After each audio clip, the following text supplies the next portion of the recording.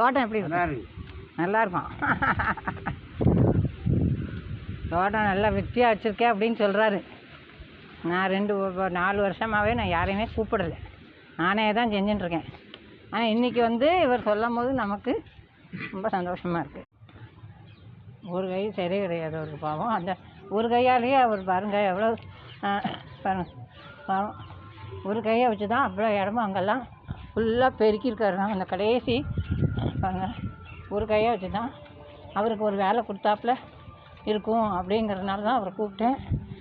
அவர் செய்ய சொல்கிறது என்னோடய கோல் இல்லை, அவருக்கும் ஒரு வருமானம் கிடைக்கும் இதனால் அப்படின்னு நான் வந்து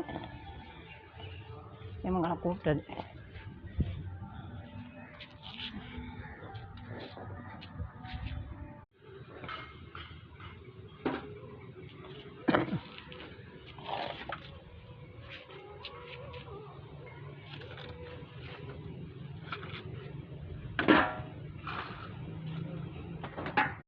இவங்களையும் பறிக்கலாமே.